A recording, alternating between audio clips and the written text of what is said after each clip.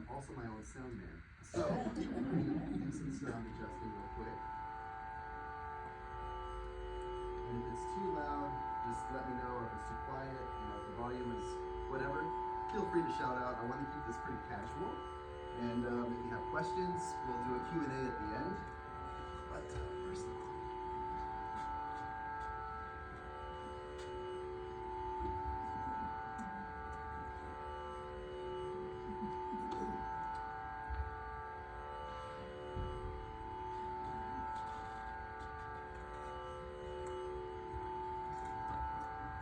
so, can everyone hear me okay? I would assume probably yes. So this is a sitar. It comes from India and was made famous in the 60s by the Beatles. They used it in some of their music, which is where I first heard it, was on Norwegian Wood and the Sgt. Pepper's Lonely Hearts Club Band album.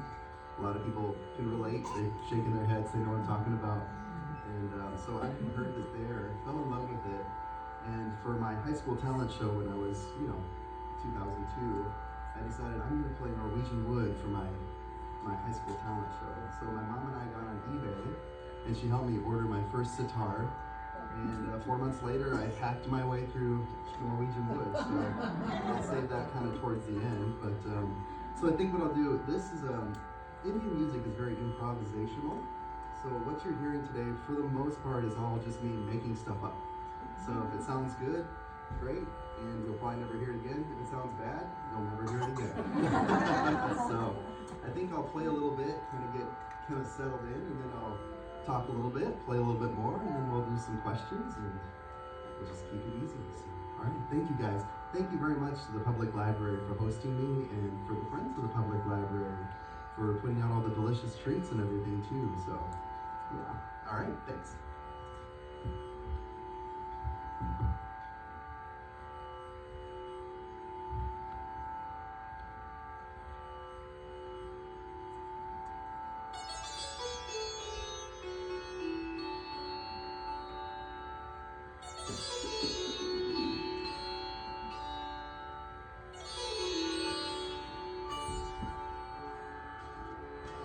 I'll tune first. Let me do that.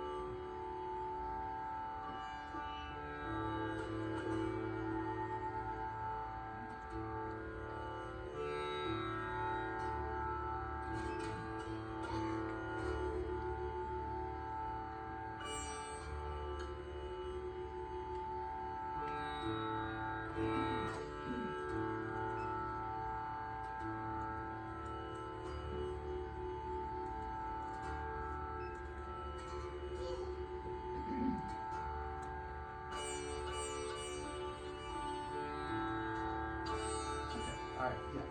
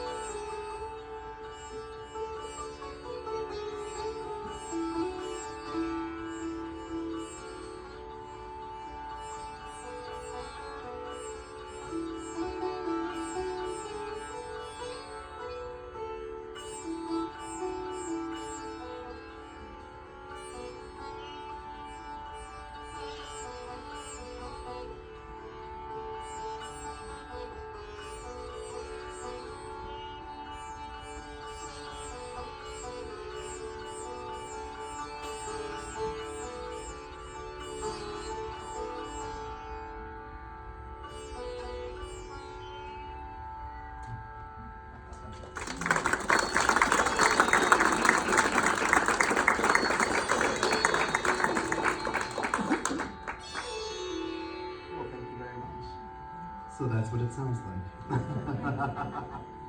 So, a little bit about the sitar here. It has 20 strings on it, which was why tuning it sometimes can be a challenge. And the pegs are all held in place by friction. So, if a peg slips, it can take a while to get it back into tune. But 20 strings, but mostly I play on just the one string here, right here. So most everything I do will be on this one string.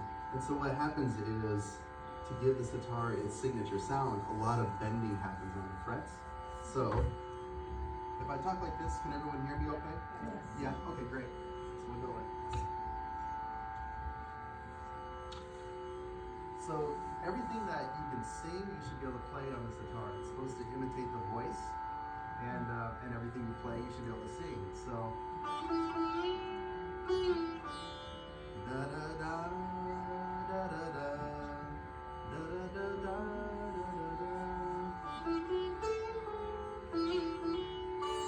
and so on and so forth. It's supposed to imitate the voice, and so the way a lot of this bending happens is the frets are curved and they're raised, so you have all this space underneath to pull the strings. So.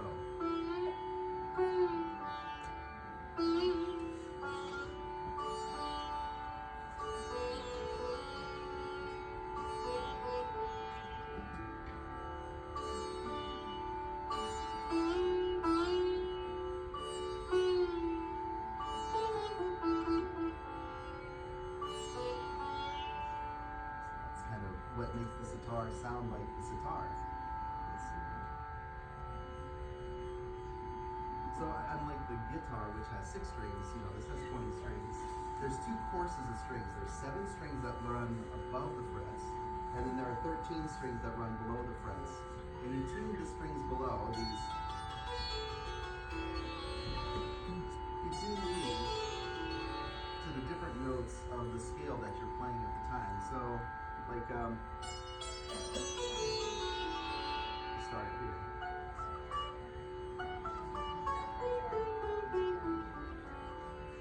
So each of those has its own string.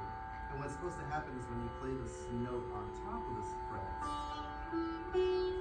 the note underneath brings out sympathetically with it. So.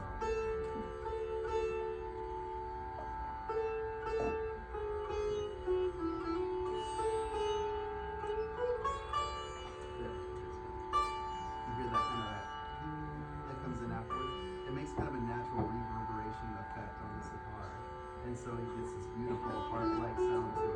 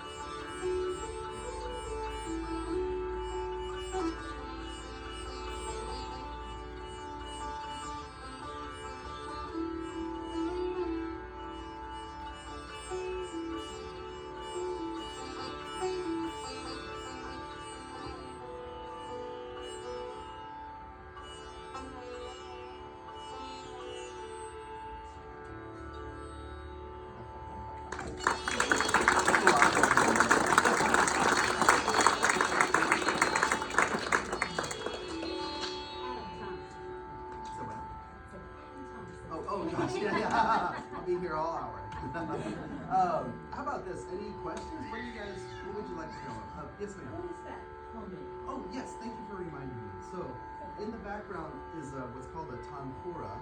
And a tanpura is a second instrument. It looks a lot like this instrument, like the sitar. You play it like this, and it's 4 strings. And that's all it does is that whoa, whoa, whoa, whoa. And then what it is it sets like a sonic, like an anchor. And it's just the 1st and the 5th of the scale. So it's like the do and then the 5th of the scale. And that's all it does. And so then I kind of go in and then, play off of the tanpura, and it kind of creates this chord. So the 1 to 5 is here. So this is the 1st, and then the 2nd creates kind of a chord. So does that make sense, kind of? It's like a blank canvas. So, yeah. Yes, sir. I noticed the way you're sitting. Is that a standard way of playing? So technically, this with the bench is not really standard. You're supposed to sit on the floor, and you sit up like this. And this actually is standard. And so, like for students who are like classically trained sitar players, they'll sit in this position for hours at a time, like 10, 12 hours a day, and they'll just practice. And there's stories of like disciples and students growing out their hair and tying it to a tree so that if they nod off to sleep, it'll just kind of awake. Yeah, so it's very rigorous training and build up a lot of stamina. Ravi Shankar, who is does most everybody know who Ravi Shankar is? Yeah, okay. He would do that. He would practice 10, 12 hours a day. The longest performance he ever did was 10 hours. He did a 10-hour performance, so pretty grueling, but it's beautiful and it makes the time go by fast. You have to grow your hair. I'm sorry? You have to grow your hair. Yes, ma'am, definitely. And start practicing 10, 12 hours a day. Yeah. What is that other, This bellow? I don't. Yeah. So the instrument itself, it's called a tuba, and there's 2 of them. There's one here, and then there's one here. This is actually made of a gourd. This is a gourd, and then this is a second gourd up here, and it's just for resonance. It adds volume and all that. Did you have a question? I was just gonna say Nora Jones is Oh, that's right. Yeah, that's right. Yeah. Nora Jones is Ravi Shankar's daughter.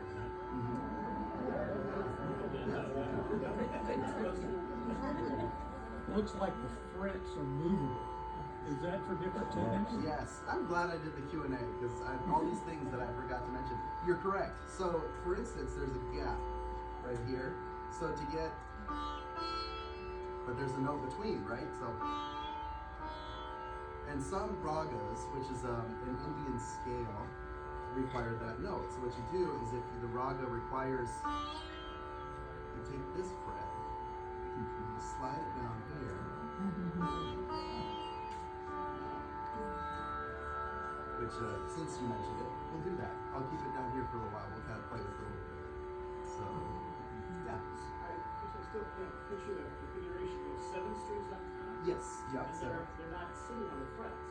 No, yep, you're right, yep. And then you can't pluck the bottom ones, can you? Not really. I'm married to a nail tech. And what they do is, and I'm also a mailman. And what the traditional people do is they'll grow out their pinky nail. And since I'm a mailman, I broke my nail. And so my nail tech wife put on a big nail for me so I could perform today. So God bless her for that. Yeah, a round of applause for my wife. If you don't mind. Thank you. But so I grow out the nail, and then you can kind of, and that's how you get that effect. But you're underneath the 7 strings on top. Correct, yep. So there's these strings here, and there's these strings down here, and then I put my finger through, and then like that, yeah. But that's one of my So favorites. then you hit the fret just like you did it on a guitar. Yep. And mostly I just play on this one string right here, and the rest is just all drone and resonance. So, Ravi Shankar would play on about 4 of these strings. He would come down here.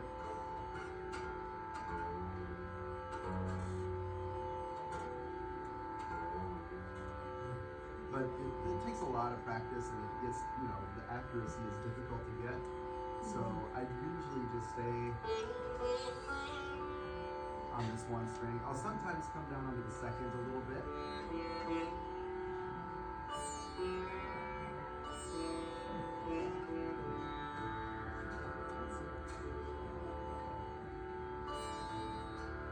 And it has a tendency to go out of tune really easily. So in a traditional performance, an Indian performance, they'll just stop. And then they'll be going along and all of a sudden they'll just stop, tune, and then go back into it. So.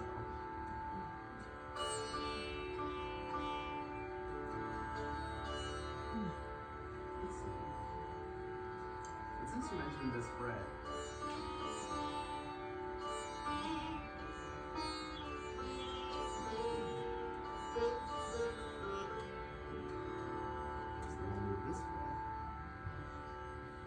do something a little.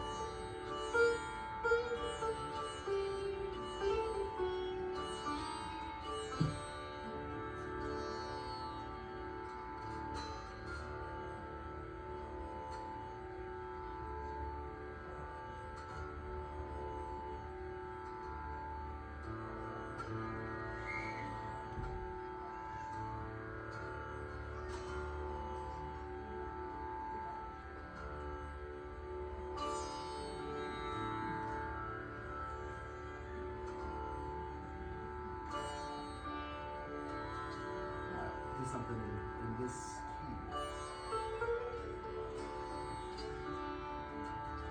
Now I always start by doing the,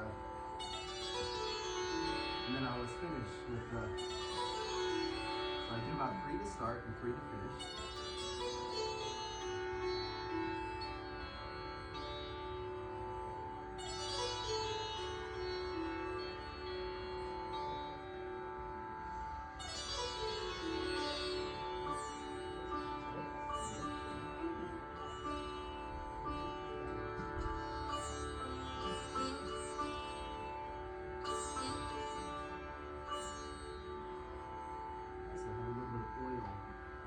Lubricate that string because it's so thin, it starts to grip my fingers, and this helps me play a little easier on it.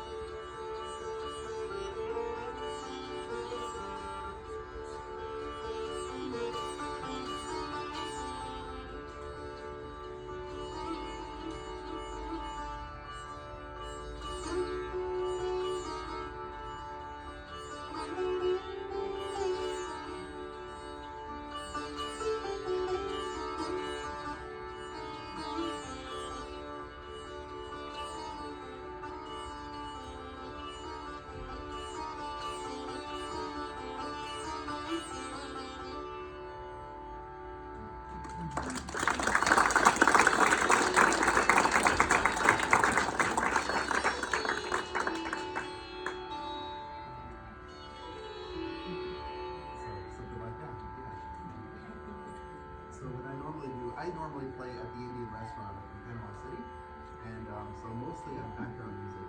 So this is a bit of a first for me to have all eyes on me. But, it's great. I'm enjoying it.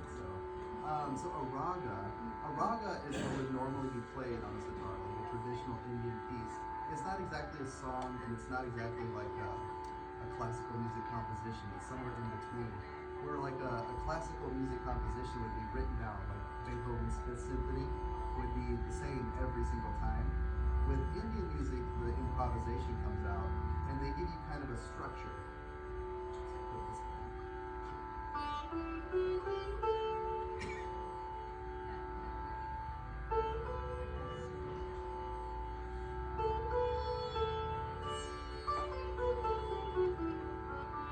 So, and a raga has different scales, and you can have a different scale on the way up the fretboard, going this way, and you can have a different scale on the way down.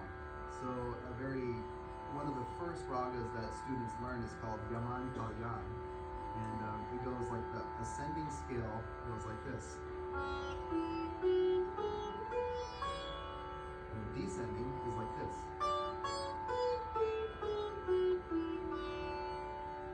So on the way up, you skip this fret, the root, and you also skip the fifth note. So it's.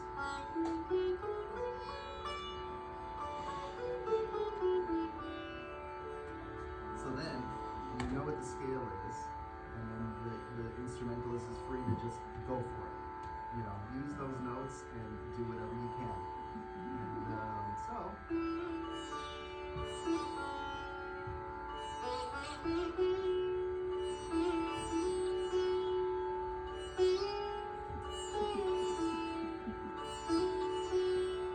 The other interesting thing about ragas is that they are associated with times of day, different seasons. So like Yaman Kalyan, this is actually a nighttime raga.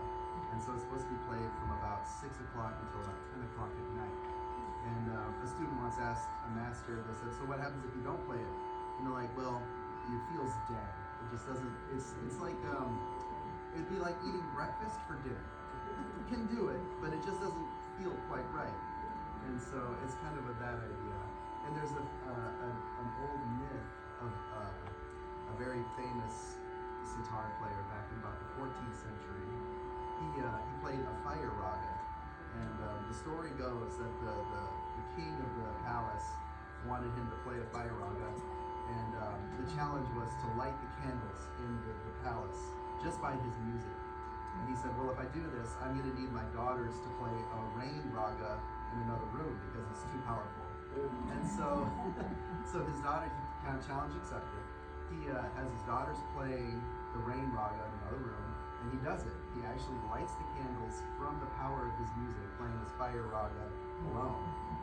And 2 weeks later, he died. And so because of it, Raga Deepak, the name of the raga is Deepak, that raga is retired. Nobody plays Raga Deepak because of that story. So, but it's interesting. There's all these different mythological and different philosophical beliefs about ragas. The music is spiritual in nature, and so it's interesting with Ravi Shankar and the Beatles. The Beatles had the hippie movement and all that, songs, Western music, and he's coming at it from a spiritual perspective. So it's always kind of this balancing act between being true to the spirit of the music and also appealing to a Western audience, which is why I'm here and we're all here today listening to a sitar in America. And but at its core, it's always been a spiritual instrument, and it's used to, be meditative. I'm sure everybody's probably noticed it's very calming and relaxing, and so that's why I love it so much. It's just so nice to come home after a stressful day and bust out the sitar and just kind of, Yes, ma'am. Yeah, try to, especially during performances. It sounds a little kind of dead without it. It changes the way it sounds. Yeah, so always play with it. Actually, I want to get one someday, like in the actual top work. Is it a lot of major and minor scales or pentatonic type things?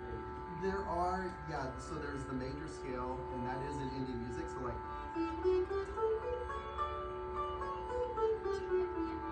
and then you do have like the minor, right? But then they go even further, and they'll just skip all the notes. So like, you know, on the minor and the major, there was a third, right? But in some ragas, they just skip the third. So it's like, that could be a scale in Indian music, which is very different from what we have. But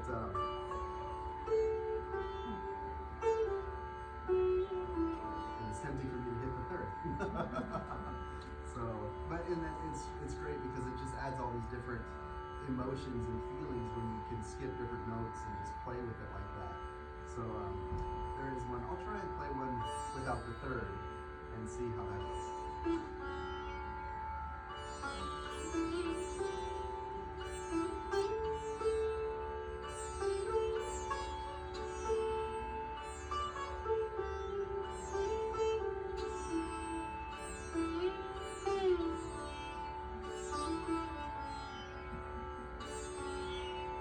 And you can just, and that's what it is you just get these different kind of feelings from different scales and different notes.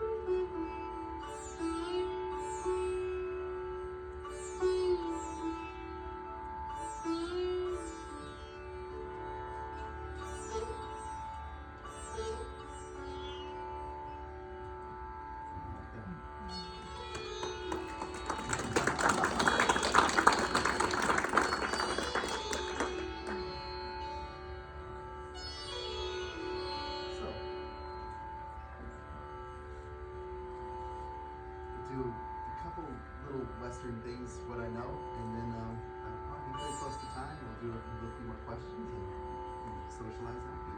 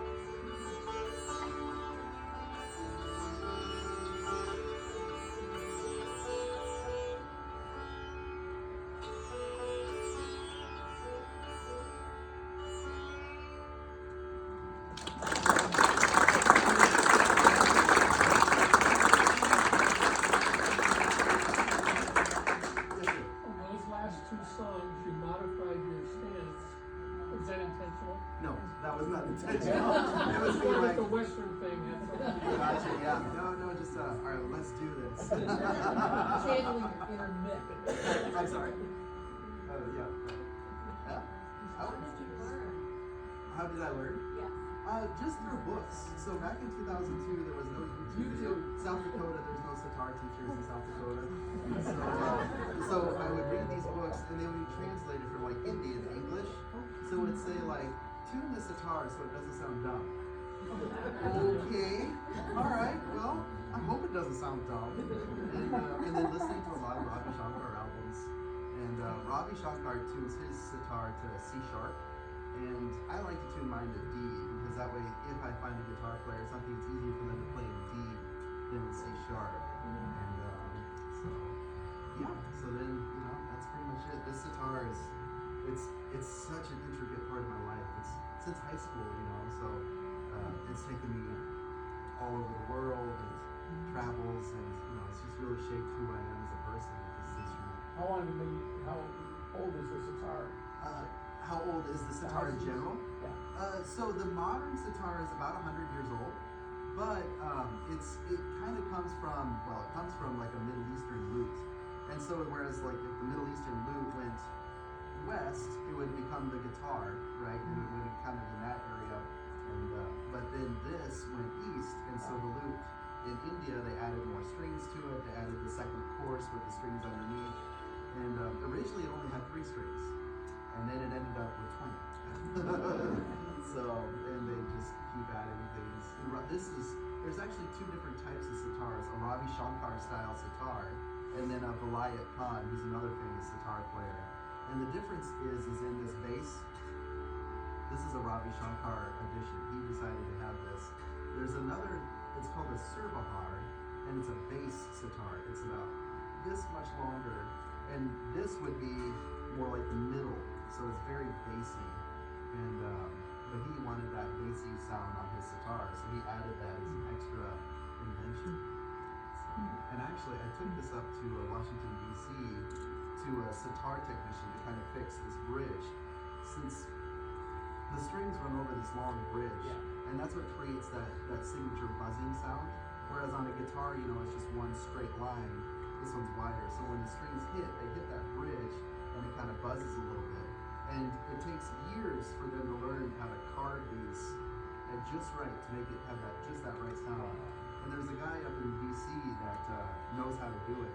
So I drove up there, and he was referred from Ravi Shankar's sitar technician. So the guy who maintains Ravi Shankar's sitars referred me to this guy in DC. So that was cool. That was worth the drive. So yeah. Have you tried other, since it's stringed instrument, have you tried other stringed instruments? Have you ever tried that? Oh yes, ma'am. Yeah, so I do play guitar, and played around with the ukulele some. Yeah, but mostly, you know, I love the sitar, and it's so unique that, and now, especially since I've been performing more, I practice it now because, you know, I gotta perform on it. So, but yeah, I mess around on the guitar too sometimes, and the ukulele. I like the ukulele. That was a fun little sound. So, well, I would say, unless anybody else has some more questions. How did you get a teacher to teach you the sitar? Oh, I'm self-taught. I didn't have one.